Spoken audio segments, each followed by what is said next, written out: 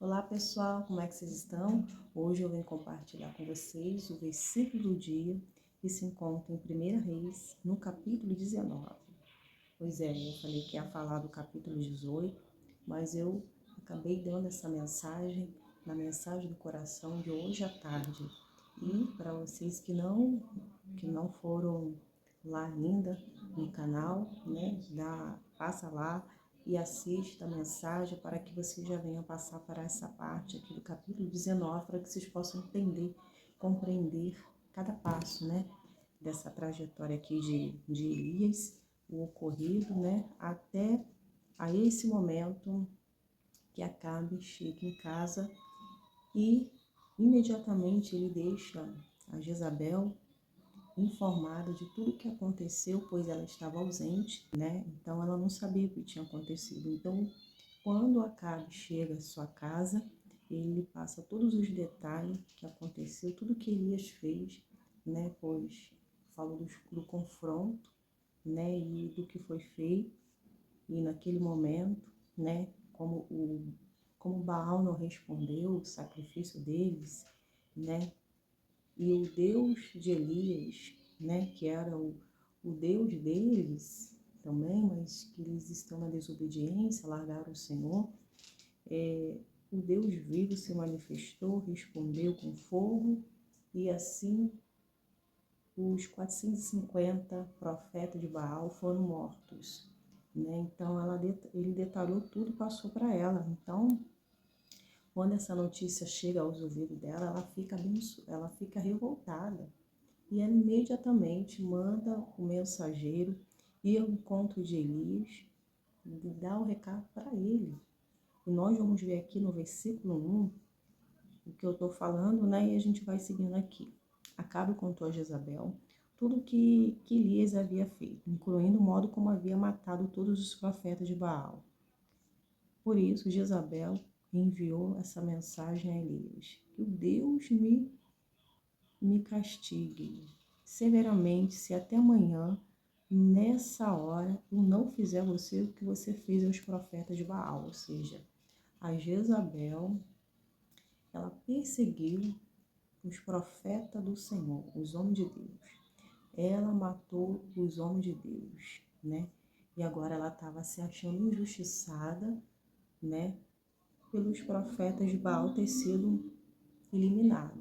Ou seja, eles que correram para planejar, praticar injustiça contra os filhos de Deus, né? Noutrora, né? Acabe era luz e agora virou treva, né? Fez pior do que os antigos reis, né?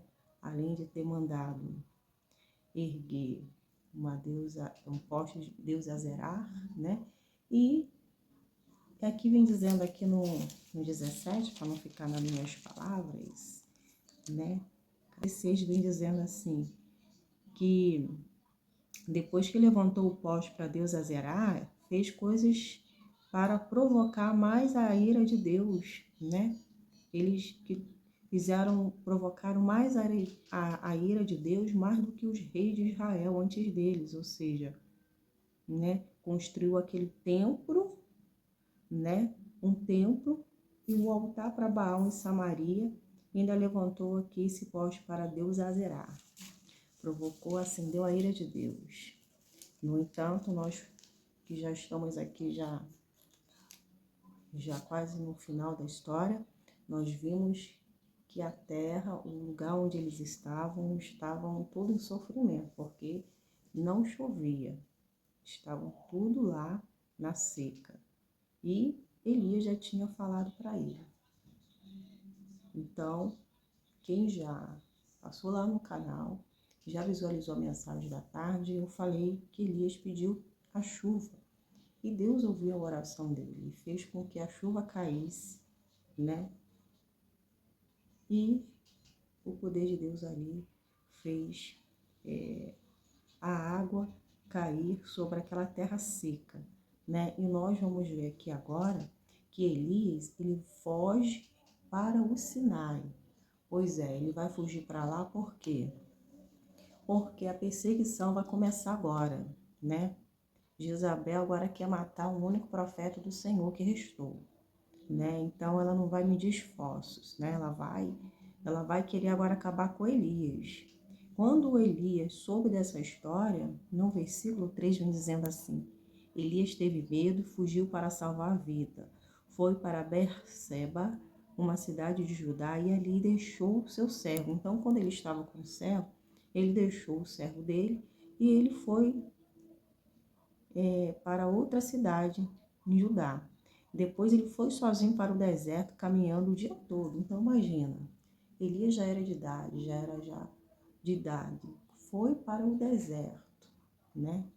Ou seja, ele não queria ir para o deserto, mas, deixa eu mudar aqui de posição, mas o deserto, mais a situação fez com que ele se enveredasse para o deserto, né? Então, isso fica claro que quando nós passamos pela adversidade, dias difíceis, não é porque nós queremos, né? Tipo assim, não é porque nós queremos estar no deserto, não é porque escolhemos a adversidade, mas ela vem até nós.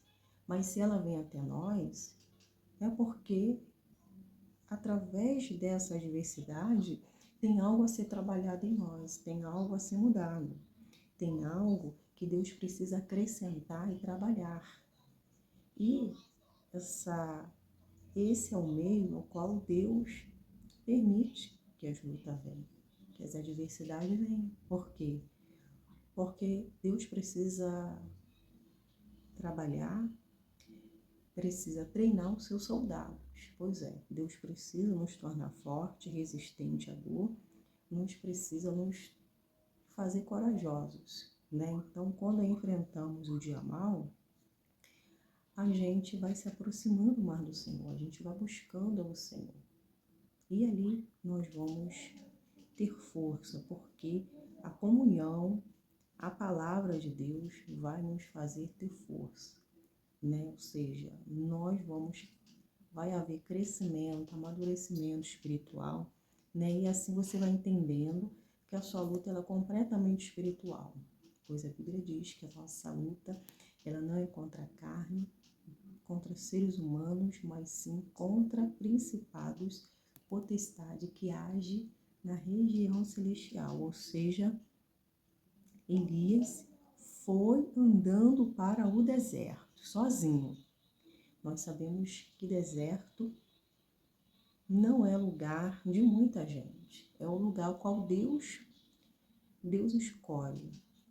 E muitos não querem estar nesse deserto, porque o deserto é desconfortável. O deserto, ela gera desconforto. Pois é, lá vai se ter fome, sede, não vai ter lugar direito para ficar, né? Não tem uma cama boa, né? Tem calor, tem frio, né? Não, muitas vezes não tem água para tomar, e nem água para tomar banho. Então, além do desconforto, né? Muitas coisas vai se tendo necessidade no deserto.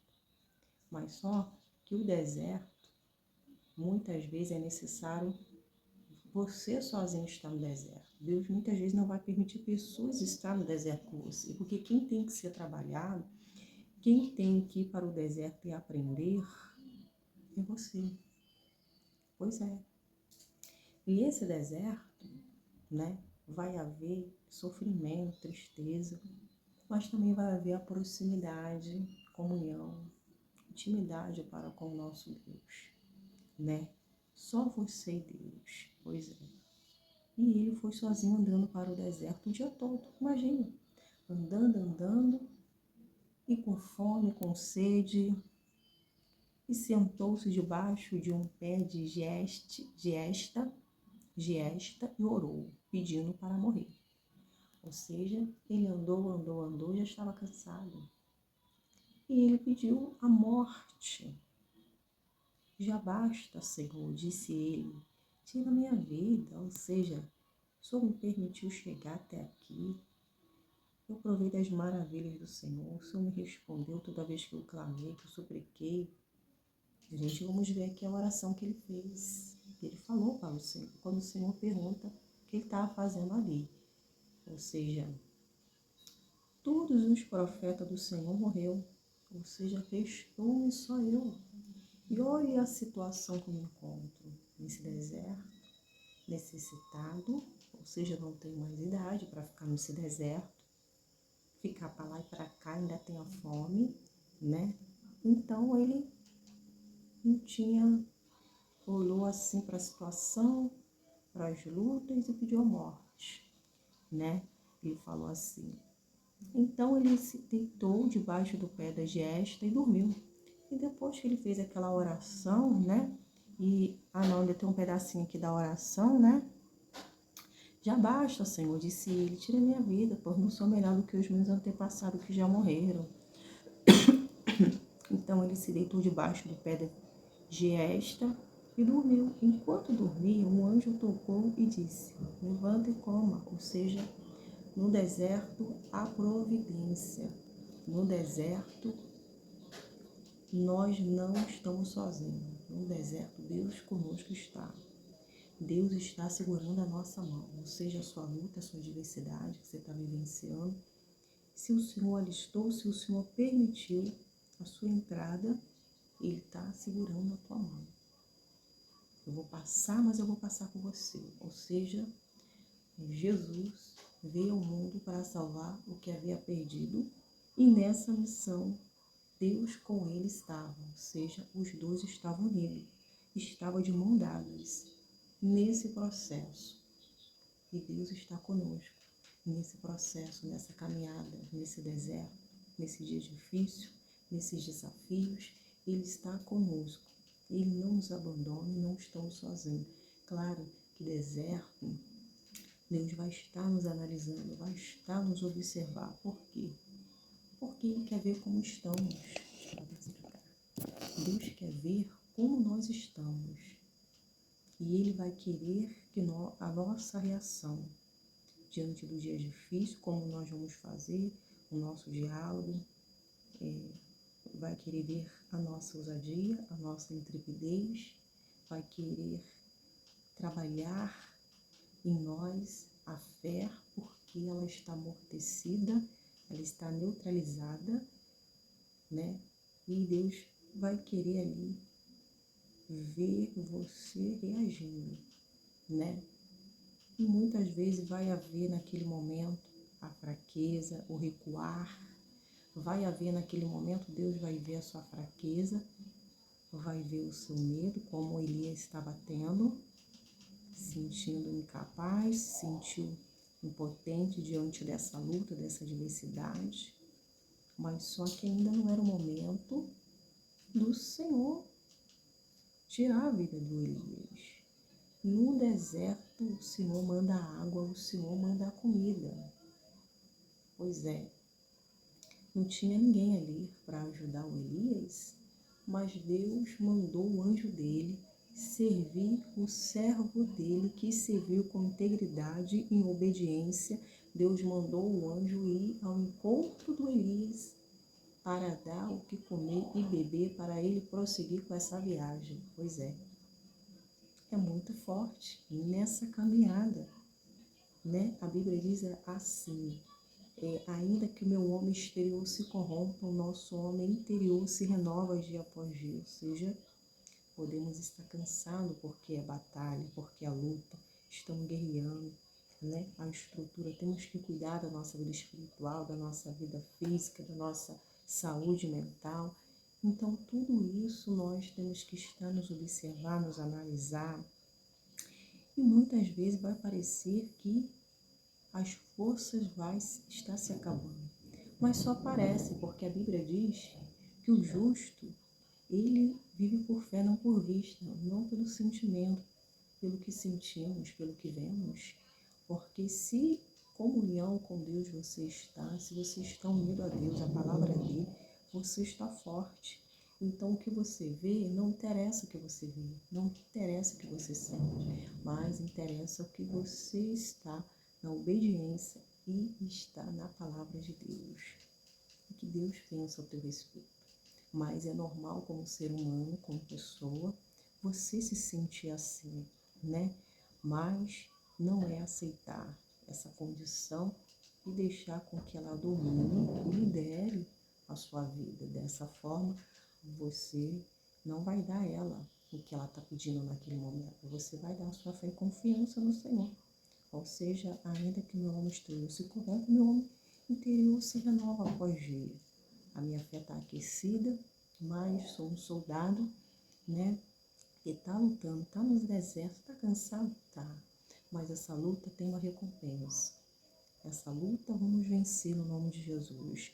E o que acontece aqui? O anjo foi servir Elias. Pois é, o Espírito Santo, ele intercede a Deus por nós. O Espírito Santo, né, quando não sabemos o que falar, como já não temos mais o que falar, o Espírito Santo intercede. E essa força sobrenatural, ela é dada a nós. Pois é, porque na presença do Senhor, quando estamos em oração, né, a presença de Deus, ela vai transformando, ela vai nos lavando, vai nos limpando. E a gente sempre sai diferente, a gente nunca sai da mesma forma. Porque a presença de Deus invadiu, entrou. A nossa oração subiu como aroma suave, né? Então, o anjo serviu. O anjo estava dando aqui de comer o alimento físico, porque era necessário para ele continuar a caminhar. Ou seja, ele tinha uma longa caminhada pela frente. E ele precisava estar alimentado com seu corpo físico para ele aguentar, suportar, chegar onde ele tinha que chegar. E vamos ver o que o anjo falou aqui com ele, né? O anjo tocou e disse: levanta e coma. Exclamou aqui, né? Levanta e coma. Elias olhou em redor e viu perto de sua cabeça um pão assado sobre as pedras quente um jarro de água. E ele comeu, bebeu e se deitou novamente, porque ele ainda estava fraco, debilitado ainda. E naquele momento o Senhor foi, ele comeu, bebeu e dormiu, né? Depois o anjo do Senhor voltou de novo e tocou mais uma vez e disse: levanta-se e coma um pouco mais. Do contrário, não aguentará a viagem que tem pela frente. Ou seja, o anjo estava cuidando dele. O anjo não deixou ele desfalecer, né? O anjo foi lá de novo acordar ele. Coma de novo, senão você não vai ter força para ir avante, né? E ele foi lá e comeu e bebeu, né? E o alimento deu força para ele, né? Para uma jornada de 40 dias e 40 noites, né? Deus deu força além do físico que ele comeu, e ele deu essa força sobrenatural para Elias. E nós sabemos que quando a chuva caiu, antes desse episódio, quando a chuva caiu, Deus tinha feito vir uma força extraordinária sobre o Elias, porque ele teve que ir na frente do carro, da carruagem de Acabe, que estava já a caminho da sua casa, e ele, né, estava enfrentando uma grande tempestade, né, uma grande tempestade, né, muito grande, com muitos ventos fortes. Ele poderia ter morrido, mas ele foi na frente dessa carruagem. A Bíblia diz que a força, o Senhor fez vir sobre ele uma força extraordinária, que ele andou muito rápido para alcançar essa carruagem, e ele andou na frente para protegê-lo. Ou seja, essa força aqui também Deus daria a ele, para ele poder caminhar 40 dias e 40 noites. Além do sustento físico, o anjo foi lá servir a ele, né? O Senhor sempre tem um prato para nos alimentar, né? Ele nunca deixa com que nós venhamos no deserto, nessa permissão dele, morrer de fome, né? Nunca deixa a gente ser envergonhado, tanto no lado físico quanto no lado espiritual. Deus é aquele que sustenta. Quando achamos que as forças estão acabando, a gente vem com mais força ainda, com mais ânimo ainda, porque essa força, ela não tem explicação. Essa força vem do alto, vem de Deus, pois é, vem do próprio Deus. E aqui a Bíblia vem dizendo, né, que ele teria que ter força. Então, essa jornada era longa, né? Ele teria que caminhar esses 40 dias, 40 noites, até o Monte Sinai. Por quê? Porque lá ele teria uma experiência, lá ele ergueu o clamor a Deus. E para ele orar a Deus, ele precisava também de força física. Precisa de ânimo para orar, né? E aqui vem dizendo assim, um monte de Deus, no Sinai um monte de Deus. Então ele tinha que estar lá no Monte Sinai, um monte de Deus. E ali encontrou uma caverna onde passou a noite. Então ele encontrou ali uma caverna onde passou a noite. Então, quando ele passou na caverna, nesse monte de Deus, né? O anjo do Senhor apareceu. O Senhor apareceu para ele e disse assim, o que você está fazendo aqui, Elias? Ou seja, o que você está fazendo nesse lugar aqui, Elias? Nesse deserto, né? No Monte Sinai, o que está acontecendo? Ele respondeu, eu tenho servido com zelo o Senhor, o Deus dos exércitos, contudo os israelitas quebraram a aliança contigo.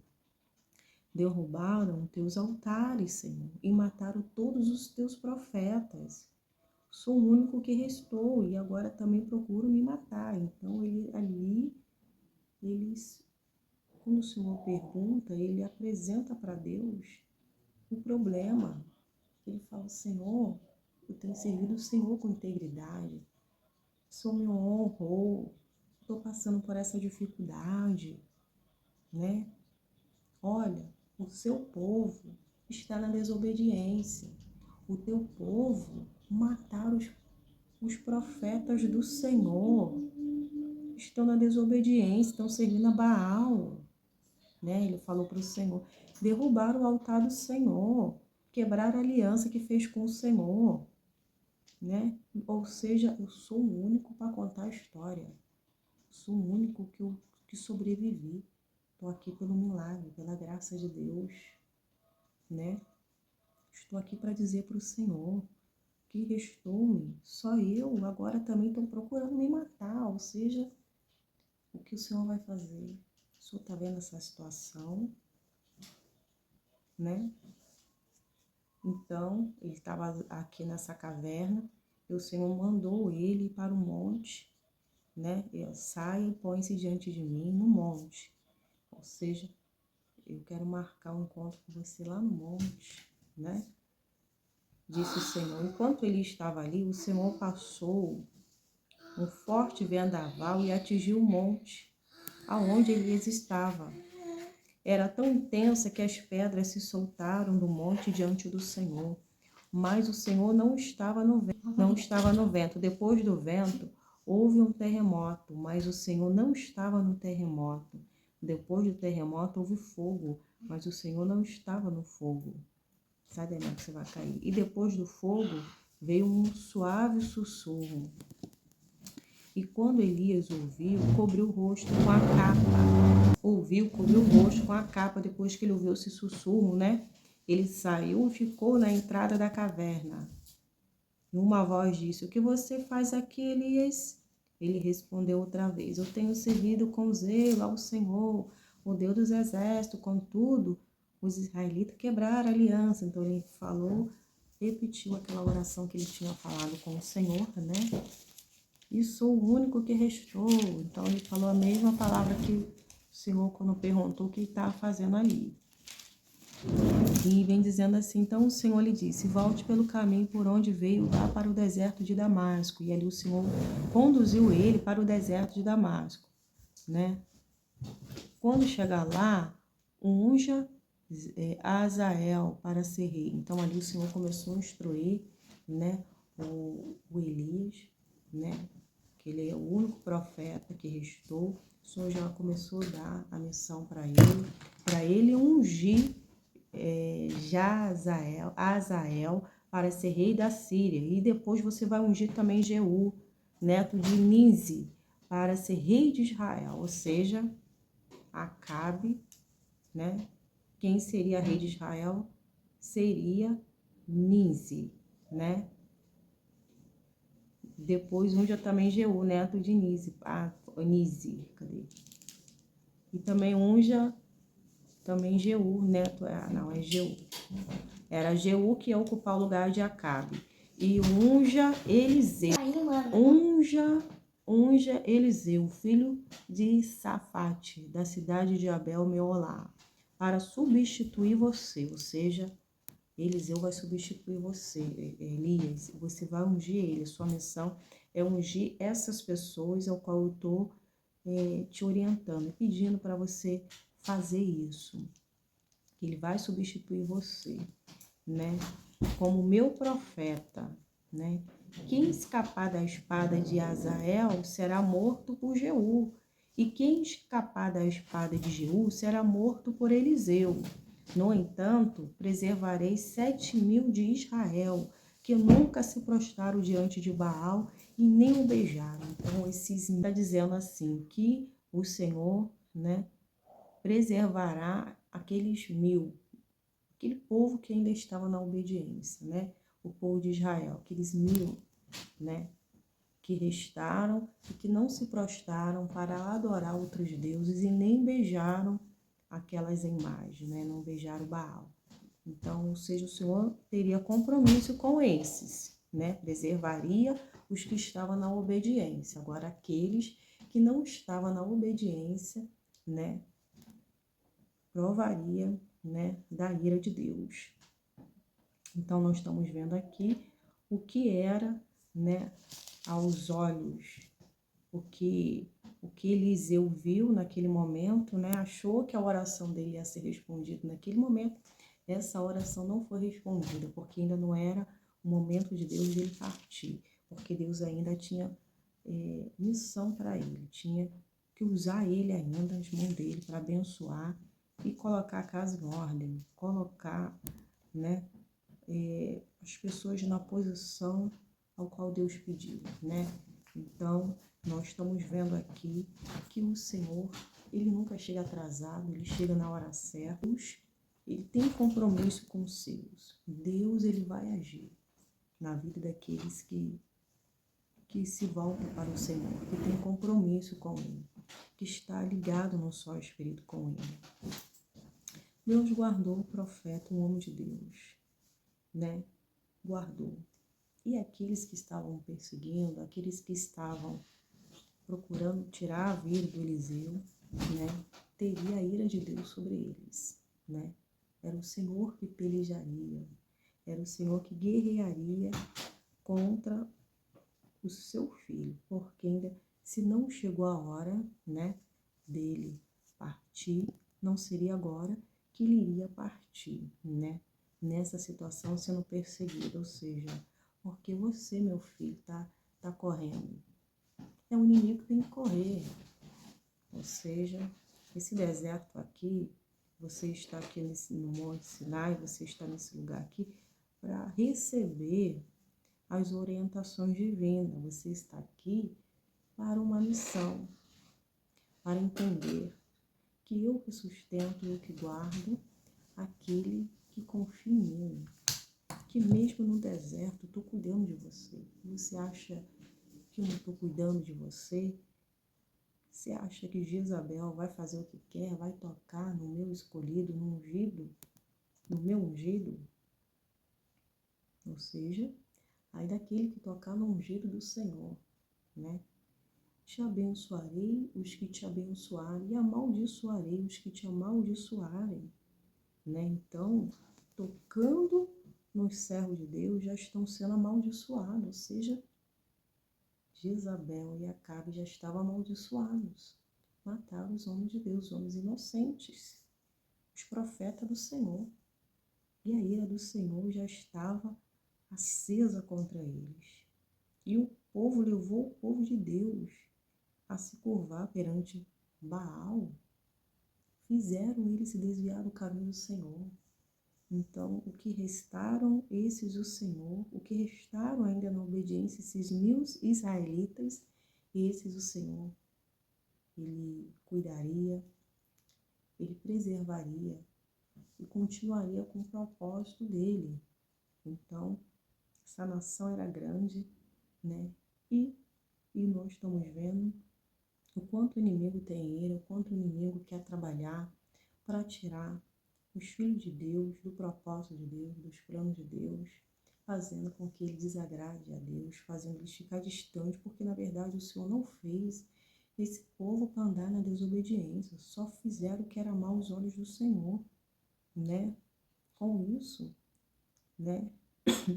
Deus já estava providenciando outro rei, porque nenhum deles estava dando conta, não estava sendo leal a Deus, né? Então, essa liderança aqui fez com que o povo de Deus viesse dispersar mais ainda, né? E nós estamos vendo aqui que Deus cuidou do filho dele, que Deus começou a dar instrução para ele. Quando você está na presença de Deus, buscando a Deus, apresentando a Ele as suas queixas, as suas orações, né? Ele está ali te ouvindo e pode ter certeza que Ele vai te orientar. Ele vai falar com você o passo, o que Ele quer que você faça, né? A vontade de Deus para nós, filhos de Deus, sempre vai ser boa, perfeita e agradável, né? Os planos de Deus ainda para Elias eram outros. E ele estava vendo só o que estava diante dele. Mas Deus tinha outras tarefas para ele, né? Então, as dificuldades muitas vezes faz com que enxerguemos só aquela situação, só o que está diante de nós, né? Como se fosse um bloqueio que te impede de enxergar mais além. Porque se o nosso olhar, se atentarmos somente para o que está diante de nós, a nossa força vai ser pequena. Nós não vamos conseguir olhar com a visão de Deus, com a visão da fé. Então, o problema apareceu, se você continuar com o seu olhar no problema, na adversidade, né, você não vai enxergar a solução. Você vai viver por vista e fazendo assim as suas forças serem pequena, né? Então, se o seu olhar estiver no autor consumador da fé, se os seus olhos estiverem para o alto, da onde vai vir o seu socorro, você pode ter certeza que as suas forças serão aumentadas e que você passará a viver por fé, não por vista. Os problemas fazem, sim, as pessoas perder o foco, né? Agir no natural, agir de acordo com o que está vivenciando, porque Elias já estava aqui naquele momento agindo de acordo com o que estava vivenciando, né? Mas Deus mostrou que Ele faz como Ele quer e que nós devemos confiar no cuidado, no amor dele para conosco. E assim como Deus agiu com essa bondade, com esse cuidado, esse amor, Deus também, Ele tem feito isso para conosco, né? E nós temos que ser cada vez mais grato ao Senhor, cada vez mais agradecido, né? Porque nem tudo que temos no momento que queremos, né, não significa que Deus não nos ouviu, que Deus não quer nos abençoar. Tem um tempo de espera, tem um tempo de trabalhar, né? Em cada área da nossa vida, porque o habilitar de Deus é diferente, né? Mas quando chega o momento de sair da caverna, é para sair com atitude, é para sair com ousadia, é para ir fazer o que Deus está mandando. E nós vamos ver que Elias sairia dali confiante para colocar em prática o que o Senhor determinou para ele fazer. Então ele iria sair dali de cabeça erguida desse deserto, né? Sabendo que o Senhor está cuidando dele. Se o Senhor mandou escolher um novo rei para Israel, a pessoa já sabia que já iria fazer. Porque a batalha, essa luta não era mais de Elias. Essa luta, essa batalha era do próprio Deus, né? Horrenda coisa é cair na mão do Deus vivo. Então nós estamos vendo aqui que essa afronta agora era de Deus, né? Então, estamos vendo aqui que o Senhor, né, ele quer que expressemos o que está acontecendo, mas o Senhor não sabe, que o Senhor não sabe o que está acontecendo, o que eu estou vivenciando, passando. O Senhor sabia, o Senhor estava contemplando o que estava passando com Elias, né? E ele mandou o anjo para guardar, socorrer, para sustentar. Não faz isso, Mel. E no momento que ele estava lúcido, bem, né? Ele pergunta para ele: o que está acontecendo? Eu já sei de tudo, mas eu preciso ouvir dos seus lábios, Elias, o que está acontecendo. Porque você está aqui, Elias, o que te levou a vir para esse lugar, o deserto, né? Quem que trouxe você para o deserto, em outras palavras? Quem te levou para o deserto? Quem te fez estar aqui? Quem é o causador da sua vinda para esse deserto, né? Quem é o causador? Ele falou. O causador é Jezabel e Acabe, o povo de Israel. Ele apresentou, mas o Senhor já sabia o nome, o Senhor já sabia de todas as coisas, porque a ira do Senhor já estava acesa, já contra essa desobediência, essa afronta, né? O que eles estavam fazendo. O Senhor não estava dormindo, o Senhor está acordado, o Senhor está observando o comportamento dos seres humanos. Ele está observando tudo que eles planejam, tudo que eles arquitetam, toda injustiça, toda a maracutaia. Deus está vendo tudo. Está sendo tudo feito às escondidas, mas a luz de Deus está passando para deixar clara, para nada ficar em oculto, né? Para revelar as obras das trevas, a obra de engano.